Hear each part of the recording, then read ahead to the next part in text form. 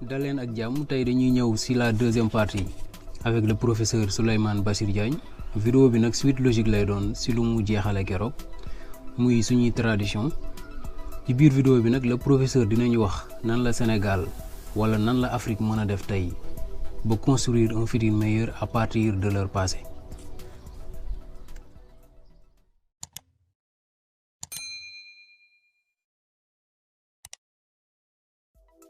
Donc il ne s'agit pas de renier la tradition, mais de dire la chose suivante. La tradition elle-même n'a de sens, ne prend son sens qu'à l'intérieur d'un projet que je formule. Autrement dit, c'est le temps dont je dispose. Quel est le temps dont je dispose? C'est le présent. Le présent est le temps de mon action. Le passé est ce qu'il est, je ne le change pas, je ne peux pas le changer. L'avenir est ce qu'il est, je ne sais pas à quoi il va ressembler. Le présent est le temps où j'agis. Et si je dis que j'agis non pas en fonction du passé, mais en fonction du futur que je souhaite, ça veut dire que mon action aujourd'hui, le projet que je porte, va donner sens non seulement à ce futur que j'essaie de dessiner, mais va même donner sens à mon passé. Autrement dit, la tradition sénégalaise est une chose que nous continuons, que de manière continue, nous renouvelons et inventons par les actions que nous prenons. C'est très abstrait ce que je viens de dire et je vais essayer de vous donner un exemple précis, qui est un exemple que vous trouvez chez Jean-Paul Sartre. Pour ceux d'entre vous, j'imagine que Jean-Paul Sartre était à un moment donné au programme de terminale. Jean-Paul Sartre dit « Je me promène, je me trouve devant un obstacle, une montagne. Je peux décider que, cette montagne me donne l'opportunité de grimper, même si c'est un peu pénible, je vais souffrir pendant 20 minutes à grimper, mais ça me permettra en haut d'avoir une vue magnifique sur le paysage. Ou bien je me dis, zut, je vais être en retard, j'ai pris le chemin que je croyais être le plus court, maintenant je suis obligé de contourner la montagne. Ça veut dire que la montagne ne prend son sens qu'à partir de mon projet. Si j'ai le projet de voir le paysage, la montagne devient une aide. Si j'avais le projet d'aller le plus rapidement possible de l'autre côté, la montagne devient un obstacle. C'est-à-dire que la situation qui est la mienne attend mon action pour revêtir sa signification. C'est l'action que je vais mener qui, de manière rétrospective, va donner sens à ma tradition. Aujourd'hui, la tradition japonaise est une tradition admirable, la tradition coréenne est une tradition admirable parce qu'au présent, le Japon est développé et la Corée est développée. Personne ne parle de la tradition du Bechuanaland ou de la tradition de je ne sais plus quelle tribu perdue au fin fond de l'Asie. Parce que ces traditions-là attendent encore le projet qui va leur donner sens. Donc c'est comme si en inventant mon futur, j'invente également mon passé.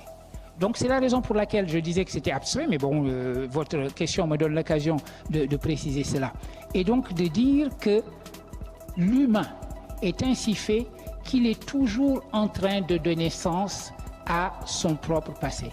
Et vous savez, la religion dit la même chose. Quand la religion, vous trouvez souvent dans cette référence dans le Coran, où il est dit un tel prophète est venu vous voir et vous lui avez répondu tu veux nous sortir de la religion de nos pères, nous allons suivre la religion de nos pères. Si vous faites une lecture superficielle de ces versets coraniques, vous vous dites ok, dans le passé, avant que la vraie religion arrive, les gens refusaient la religion au nom du polythéisme de leur père, etc. Mais si vous entendez cette phrase comme nous parlons de nous aujourd'hui, de temps en temps, nous avons la tendance à transformer notre propre tradition en une espèce d'idole et de divinité, sans comprendre que cette tradition, elle nous appartient, elle est notre héritage, et qu'il nous appartient de lui donner signification par les actions que nous entreprenons aujourd'hui. C'est la raison pour laquelle je disais nos actions ne doivent pas nous être dictées par ce qui est dans notre dos, mais par ce qui est devant nous. Et c'est dans un cadre comme celui-là que nous allons à la fois inventer notre futur et inventer notre propre tradition, comme le Japon l'a fait, comme la Corée du Nord également l'a fait. Donc ce sont ces éléments-là que je voulais très rapidement porter à votre attention, mettre en lumière. Vous les connaissez, je voulais les prendre de manière systématique pour organiser notre discussion autour de cela. Et surtout, et c'est le point sur lequel je voudrais finir, surtout revenir à l'esprit de la philosophie prospective. On a toujours dit que la philosophie africaine était une philosophie du temps orientée vers le passé. Que ce qui était important pour le temps africain, la conception philosophique du temps chez les Africains, c'était le passé.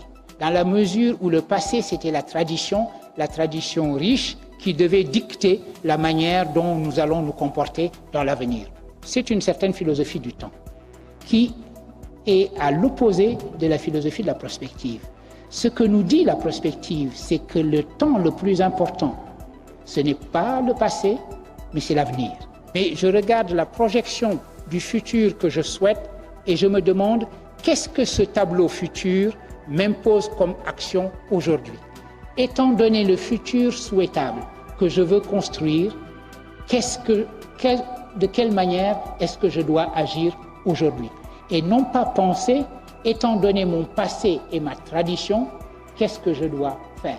Voilà deux approches radicalement opposées de la philosophie du temps, ce à quoi je vous invite, ce à quoi mon travail philosophique se résume. Au fond, si je résume mon travail philosophique, ce sera le titre de mon livre sur Iqbal, le sous-titre de mon livre sur Iqbal, la fidélité et le mouvement.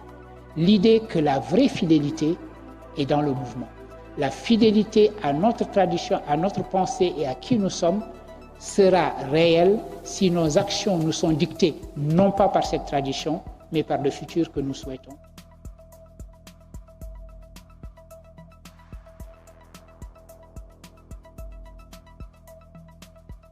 Non, le vrai mouvement sociologique important, c'est le mouvement que je vois, moi, quand je me promène, quand je suis invité dans les différentes universités américaines à donner des conférences comme je viens d'en donner ici.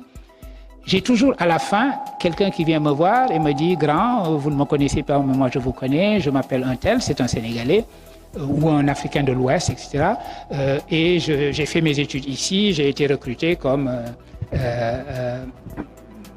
assistant professor en chimie, assistant professor en ceci ou en cela. » Et donc je vois ce que c'est que le brain drain, c'est celui-là, le vrai brain drain.